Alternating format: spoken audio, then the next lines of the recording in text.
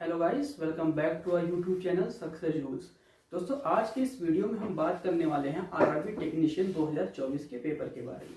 जैसा कि पेपर तो ख़त्म हो गए हैं और आप लोगों को पता ही होगा कि आरआरबी ने जो है वो 6 तारीख को सुबह 9 बजे से आप लोगों के स्कोर कार्ड जारी कर दिए हैं।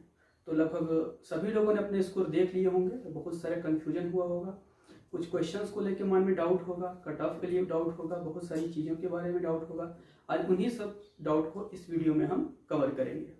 तो सबसे पहले, जैसा कि आप लोग को पता ही है कि 6 जनवरी को सुबह 9 बजे आप लोगों का स्कोर कार्ड जारी हो चुका है। अब स्कोर कार्ड देख लिया होगा, आप लोगों ने मिला लिया होगा, रॉ मार्क्स क्या होंगे, नॉर्मलाइज क्या होंगे, आप लोगों ने सभी देख लिया होगा। लेकिन उसमें जो सबसे बड़ी बात आती है स्कोर कार्ड आने के बाद, कि जो कुछ क्वेश्चन पे आप लोग को आपत्ति होगी कि ये क्वेश्चन मेरा सही है या गलत है, या जो कुछ सही लग रहा है वो गलत कर दिया है, तो उसके लिए रेलवे ने क्या किया है कि आप उसके लिए अपनी आपत्तियां जो हैं वो 11 जनवरी को सुबह 9 बजे तक आप डाल सकते हैं कि आपको जो जो डाउट लग रहा है बाद में उसको चेक कर लिया जाएगा। और उसके लिए प्रोसेस क्या है? उसके लिए प्रोसेस है कि आप एक नॉमिनल फीस पर क्वेश्चन 50 रुपीज़ का फीस लगाया गया है कि आप उसको जमा करके आप अपनी क्वेश्चंस को डाल सकते हैं कि ये रेलवे रीचेक करे, और आप उसका प्रूफ और वो सभी कुछ डाल सकते हैं। तो ये फीस क्यों लग रही है? फीस इसलिए लग रही है क्योंकि बहुत सारे फालतू के क्वेश्चंस ना डाल दिए हैं जो एक्चुअल में उस टाइप के नहीं हैं, जो उन्होंने सही जांचा है, उस तरीके से वो तैयार किया है। तो बहुत लोग बहुत सारा क्वेश्चंस ना डाल दें, इसलिए 50 रुपये की फीस रखी गई है। और फीस की जो सबसे बड़ी बात है कि अगर आप सही साबित होते हैं, मतलब अगर आपका क्वेश्चन ठीक और गलत कर दिया है, रेलवे उसको चेक करेगा, तो ये फीस जो आपकी 50 रुपये है वो रिफंड हो जाएगी। तो इसके बारे में जो क्वेश्चन गलत है, आपको डाउट है, उसके लिए मैं आपको एक सलाह दे सकता हूँ कि अगर आपको लग रहा है ये क्वेश्चन डाउट में है और आपको उसके लिए प्रूफ चाहिए और आपको अपलोड कैसे करना है ये चाहिए, तो सबसे बड़ी बात कि अगर आप लोग साथ में कई लोग हैं तो मिलकर एक लोग भी अगर डालेंगे तो सभी को उसका बेनिफिट मिलेगा। और दूसरी बात, अगर आपको थोड़ा कन्फ्यूजन हो रहा है कि इसको कैसे डालना है, क्या नहीं डालना है, तो इस वीडियो के डिस्क्रिप्शन में मैं एक व्हाट्सअप नंबर दे दूंगा जो इसकी चैनल का ऑफिशियल व्हाट्सअप नंबर है। उस व्हाट्सअप पे आप उस क्वेश्चन को भेज दीजिए और उसको हम लोग चेक करके आपको प्रोवाइड करा देंगे कि आपको कैसे भरना है, कैसे नहीं भरना है। वो सभी पहले क्वेश्चंस को हम लोग चेक करेंगे और फिर उसके लिए एक डेडिकेटेड वीडियो बनाएंगे कि आपका जो क्वेरी है वो सही है कि नहीं है, और अगर आपको ये सही है तो किस तरह से आपको वो पोस्ट करना है। तो आपको हम लोग उसमें एक बना करके दे देंगे, व्हाट्सअप नंबर आपको डिस्क्रिप्शन में मिल जाएगा। तो उसके लिए आप क्वेश्चंस को भेज दीजिए और हम लोग उसको चेक करेंगे और आपको मतलब गाइड करेंगे कि किस तरीके से आपको डालना है। तो ये तो रह गई पहली बात, ये आपको क्वेश्चन की जो है 11 जनवरी 9 बजे तक सुबह आप डाल सकते हैं क्वेश्चन और आपको मार्क्स मिल गए हैं। अब ये तो हो गई कि आपके स्कोर कार्ड में आपको क्या क्या है, कि मतलब किस तरीके से सावधानीपूर्वक जांचनी है और आपको ये डाल देना है, ठीक है। अब दूसरी बात ये हो गई, जैसे एग्जाम हो गया, स्कोर कार्ड आ गया, तो मन में पहला सवाल आता है कि भाई अब कट ऑफ क्या होगा, क्योंकि स्वाभाविक सी बात है, जबकि इस चक्करों में पढ़ना नहीं चाहिए क्योंकि बहुत सारे एग्जाम आपके लगे हुए हैं। अभी आपको ALP का एग्जाम आपने दिया, उसका CBT 2 की तैयारी करनी है, NTPC आ रहा है, इन सब चीज़ों में। लेकिन क्या है कि दिमाग हमारा बार बार वहीं पे जाता है जिसके अच्छे स्कोर है। मेरे बहुत सारे फ्रेंड्स ने भी दिया है, बहुत सारे लोगों के मैसेज भी आए कि इतना नंबर है, क्या हो सकता है क्या नहीं। मतलब वो एक ह्यूमन नेचर है ना कि जब हम कोई एग्जाम दे के आते हैं, नंबर पता चल जाता है, तो हमको वो कट ऑफ जानने की जिज्ञासा रहती है कि होगा कि नहीं होगा, क्योंकि दिमाग जो है हमारा वहीं लगा होता है। तो इस बारे में हम थोड़ा सा बात करेंगे कि एक्सपेक्टेड क्या हो सकता है। देखिए, जब हम लोगों ने 2018 की जो भर्ती आई थी तो उसमें ALP और टेक्नीशियन का एग्जाम जो है वो एक साथ में हुआ था। उसमें क्या CBT फर्स्ट CBT 2 साथ में हुआ था, और सिर्फ ALP के लिए साइको टेस्ट हुआ था, टेक्नीशियन के लिए साइको टेस्ट नहीं था। तो वो 2 एग्जाम था। लेकिन इस बार क्या किया, टेक्नीशियन को अलग से एग्जाम हो रहा है, और टेक्नीशियन का अलग से एग्जाम होने पे क्या हुआ, पेपर को एक कर दिया कि आपको सिंगल एक पेपर देना है। तो सिंपल सी बात है कि पेपर एक हो गया।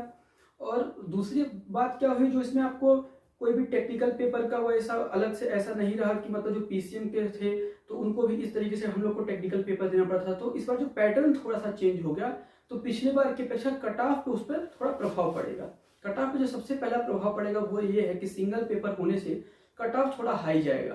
क्योंकि सिंगल पेपर में क्या होता है कि फर्स्ट पेपर में पहले कुछ लोग बाहर हो गए थे, जो पेपर फर्स्ट टफ था, सेकंड पेपर थोड़ा इजी था, बाद में वो लोग कुछ लोग ALP में आ गए। तो उस मतलब इस तरीके से दो एग्जाम जब आप एक साथ लेते हैं और टेक्निकल डिग्री भी उसमें एक साथ मर्ज रहती है, तो कट ऑफ थोड़ा अलग टाइप से बनता है। और जब सिर्फ टेक्नीशियन का पेपर हो रहा है तो कट ऑफ थोड़ी अलग टाइप से बनेगी। तो सबसे पहली बात यह है कि पेपर का आप लोगों ने जो लेवल देखा था, मेरे हिसाब से जो पेपर का लेवल था वो बहुत ही ईजी था। इस बार मेरे हिसाब से पेपर का लेवल बहुत ही ईजी था कि आप अच्छे मार्क्स कर सकते थे, और बहुत लोगों ने किए हैं। मैं आशा करता हूं कि आप लोग भी जो वीडियो देख रहे हैं वो बहुत अच्छे मार्क्स किए होंगे, तभी आप ये कट ऑफ का वीडियो देख रहे हैं, क्योंकि आपको एक उम्मीद होगी आपके सिलेक्शन को लेकर के। तो सबसे पहली बात कि पेपर जो था वो इजी मोड में था, पेपर इजी मोड में था और सिंपल एक पेपर था, तो आप कट ऑफ जो है वो थोड़ी हाई जाने वाली है। खास करके जो पीसीएम से हैं, जो नॉन टेक्निकल पोस्ट थी, उनकी कट ऑफ थोड़ी हाई जाने वाली है। तो हम लोग के टाइम पे जो मैं बेंगलोर जोन से था, बेंगलोर जोन की कट ऑफ अप्रॉक्स 83 मार्क्स थी पीसीएम जनरल की।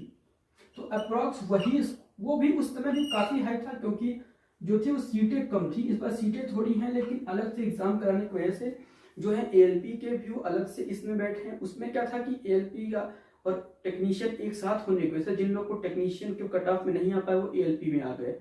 जैसा कि एनटीपीसी में होता है कि अपर साइड की पोस्ट के लिए कुछ कट ऑफ है, वो नहीं क्वालिफाई कर पाए तो नीचे आ गए दूसरी पोस्ट के लिए, फिर उसके लिए नीचे आ गए तीसरी पोस्ट के लिए। तो इस बार लेकिन ऐसा क्या है, इस बार एक सिंपल पेपर था, तो एक पेपर की वजह से जो कट ऑफ है, मान लीजिए कोई एएलपी में ऑलरेडी सेलेक्ट हो रहा है या उसका फर्स्ट प्रेफरेंस एएलपी होता, लेकिन अब वो दोनों एग्जाम दे रहा है, वो यहाँ भी क्वालिफाई करेगा वहां भी क्वालिफाई करेगा, लेकिन रिजल्ट पर उसका प्रभाव पड़ेगा।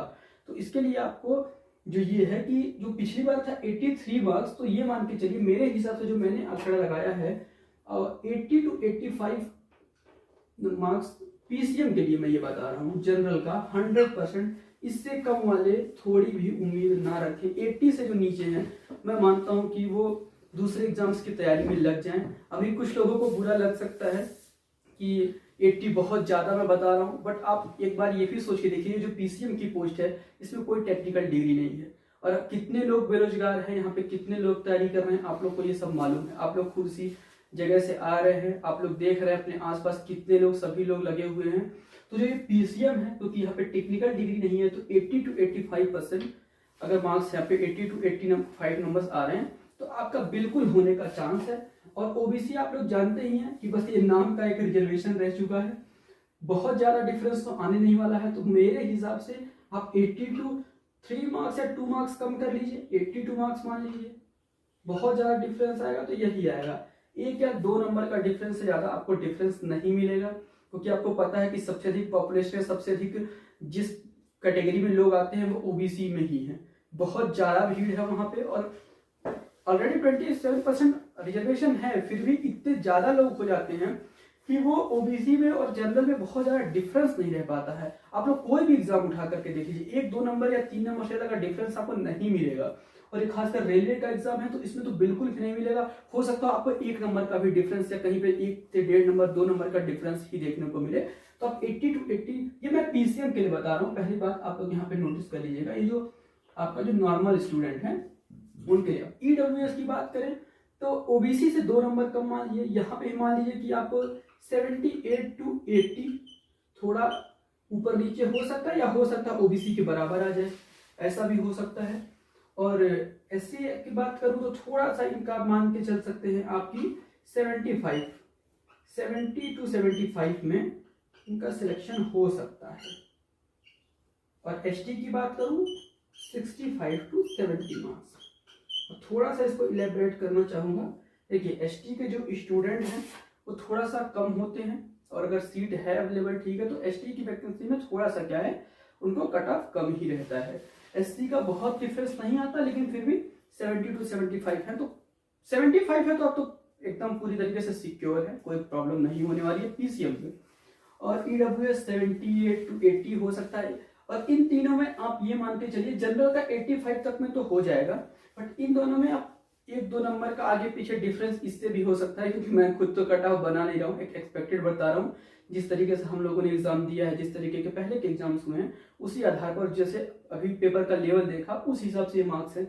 और आप लोग कमेंट में अपने मार्क्स जरूर शेयर कीजिएगा कि आपके कितने बन रहे हैं, उस हिसाब से मुझे थोड़ा और आइडिया मिलेगा कि लोगों के मार्क्स कैसे बन रहे हैं। अभी तक मैंने जितने लोगों से बात करी है मुझे ऐसा ही लगा है, और अपने प्रीवियस एग्जाम और इस एग्जाम के लेवल को देख करके मुझे ऐसा ही लगा, क्योंकि जो लेवल था कुछ चरणों में, जो 2018 में जो पेपर हुआ था, जो CBT 2 जो 19 में आया हुआ, CBT 2 में जो एग्जाम हुआ था टेक्नीशियन के लिए, उसमें पेपर केवल कुछ शिफ्ट में बहुत इजी था। जैसा कि मेरे शिफ्ट में खुद मुझे लगा था कि वो इजी टू मॉडरेट या मॉडरेट लेवल का बोल सकते हैं कि मार्क्स ठीक बन रहे थे, ओनली 1 या 2 शिफ्ट ऐसे थे जिसमें थोड़ा बहुत ज़्यादा टफ हो गया था एग्जाम, नहीं तो एवरेज एग्जाम ही हो रहे थे। तो उस समय 83 नंबर पे मेरे एक फ्रेंड का हुआ था, और तो मुझे 80 to 85 सेम उसी लेवल का पेपर लग रहा है, और वैसी ही वैकेंसी है उसी हिसाब से, बल्कि वैकेंसी उस समय और कम थी, इस समय टेक्नीशियन की थोड़ी ज़्यादा है, लेकिन कंबाइंड वैकेंसी चूंकि ज़्यादा हो गई थी क्योंकि एलपी साथ में था, तो उस तरह का कट ऑफ बना था। तो आप लोग इस कट ऑफ को थोड़ा सा कंसिडर कर सकते हैं, और मेरे हिसाब से ये सब देखने की कोई विशेष जरूरत तो है नहीं आपको, लेकिन क्योंकि आप लोग जिज्ञासा रहती है आपके अंदर, इसलिए मैं ये वीडियो बना दे रहा हूँ। आप लोग को दूसरे और एग्जाम्स में लग जाना चाहिए, उसकी प्रिपरेशन के लिए तैयार करना चाहिए। अब ये बात रह गई पीसीएम की। अब इसमें एक 2 टाइप की और पोस्ट थी, जहां तक मुझे याद है। एक आपको मिलेगा जो उसमें टेक्निकल के साथ में था, उसमें आईटीआई का वो फिटर वाली पोस्ट थी, आप लोग देखा होगा आप लोग ने, वो पोस्ट थोड़ी थी। और एक जो था बाकी आईटीआई जितने हैं उनके लिए थी, तो ये फिटर वाली थी। अब आप इन सभी में से अप्रॉक्स 10 नंबर कम कर सकते हैं, क्योंकि वो टेक्निकल है। टेक्निकल बहुत लोगों के पास नहीं होता इसमें, क्योंकि पीसीएम में सभी लोग, जितने लोग यहाँ पे, पीसीएम तो सबके पास है ना ऑलरेडी, तो सभी लोग उसमें आकर के क्वालिफिकेशन, उनका जो एलिजिबिलिटी क्राइटेरिया वो सभी लोग फुलफिल करते हैं। बट आईटीआई होना और फिटर के साथ में आईटीआई होना तो कम हो जाते हैं। तो आप मान के चलिए कि जैसे मैंने यहाँ पे 80 रखा है, तो आप इसको 70 to यहाँ पे 75 कर लीजिए, इसको 70 to 72 कर लीजिए, इसको 68 to ऐसे करके आप 10 नंबर अप्रॉक्स मिनिमम का आपको 10 नंबर का डिफरेंस देखने को मिलेगा। और उसके बाद जो एक पोस्ट है आपकी और आईटीआई के लिए, उसमें से आप 2-2, 3-3 नंबर और कम कर सकते हैं। अगर आप लोग नीचे कमेंट करेंगे अगर आईटीआई वाले और वो बहुत होंगे, तो मैं अलग से एक डेडिकेटेड वीडियो बना दूंगा। बट मुझे लगता नहीं कि इस अलग से डेडिकेटेड वीडियो बनाने की कुछ जरूरत है। इससे ये क्योंकि नॉर्मल का मैंने बना दिया है, तो आप लोग को एक रफली आइडिया और टेक्नीशियन वाले पोस्ट के लिए आपको रफली आइडिया हो जाएगा।